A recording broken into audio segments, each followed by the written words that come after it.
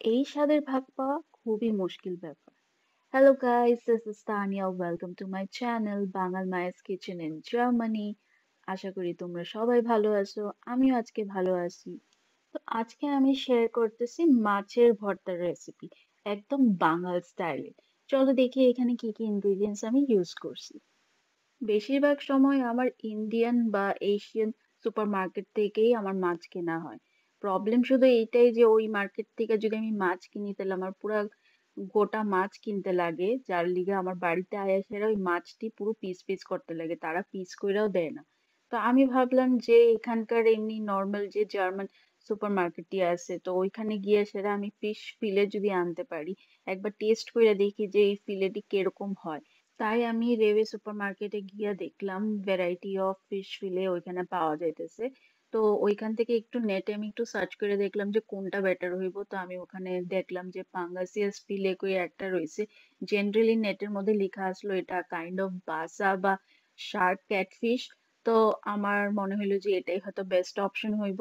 তো আমি এটা নিয়ে নিয়েছি। তো এইভাবে দেখতেছো যে একটা প্যাকেটের মধ্যে ওখানে 3 থেকে 4টা ফিলের মতো থাকে।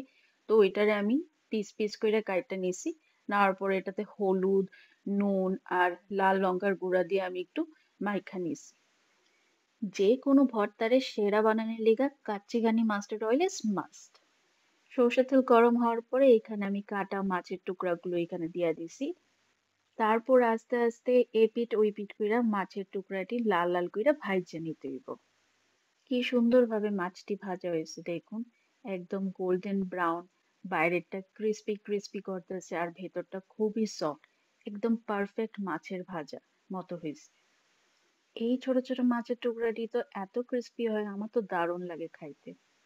এখন দেখতে পারবা মাছের ভর্তার আসল ইনগ্রিডিয়েন্টস কি কি। প্যানের মধ্যে যতটুকু সরষের তেল রয়েছে অতটুকুই থাকবো, আমি আলাদা কইরা কিন্তু আর সরষের তেল দিতাম না। আমি এখানে মাছ ভাজা তেলের মধ্যে 2টা শুকনা লঙ্কা ফোড়ন দিয়া দিছি। তার সাথেই আমি এখানে কিছু রসুন কুচি দিয়া দিছি। হালকা করে সেটা এবার আমি নাড়াইতে থাকুম যাতে রসুন কুচি গুলা একটু ফ্রাই হয়ে যায়গা, একটু হালকা ব্রাউন ব্রাউন টাইপের যাতে হয়ে যায়গা। তবে এখানে যে হালকা রসুনের যে একটা ফ্লেভারের গন্ধ আইতেছে, মানে আমার এটা দারুণ লাগে। আমি জানি না কার কার তোমরা ভালো লাগে, কিন্তু আমার তো দারুণ লাগে, মানে মুখে জল আয়া যাইতেছে এরকম। এখানে আমি 4 পিস গোটা চিড়া সেরা আমি কাঁচা লঙ্কা দিয়ে দিছি। তো তোমরা যদি ঝাল খেতে পছন্দ হয় তো তোমরা আরো লঙ্কাও দিতে পারো। তারপর আমি কুচি করা পেঁয়াজও আমি এখানে দিয়ে দিছি।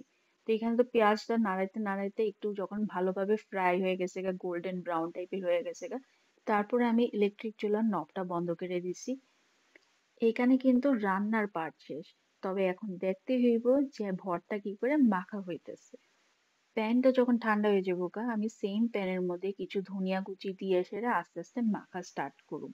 এখানে যত লঙ্কা আর শুকনা লঙ্কা আছে আমি সব হাত দিয়ে ডইলা সেটা একদম মিক্স কইরা নেবো, যাতে ভর্তার সাথে এই ঝাল ঝাল এফেক্টটা যাতে ভালোভাবে আইতে পারে। ভর্তা মাখার সময় তোমরা যদি চাও আর একটু সর্ষের তেল, কাঁচা লঙ্কা কুচি আর একটু পেঁয়াজ কুচি যদি দিতে চাও দিতে পারো, টেস্টটা আরো এনহ্যান্স হইব। তো তোমরা এখানে দেখতেই পারতেছো ফাইনালি মাছের ভর্তা রেডি। দেখতে যেরকম ভালো হয়েছে খাইতেও সুস্বাদু হয়েছে। আমার তো দারুণ লাগছে। তো তোমরা কার কার মাছের ভর্তা প্রিয় সেটা আমার কমেন্ট সেকশনে জানাইও। আমার তো মাছের ভর্তা খুবই প্রিয়।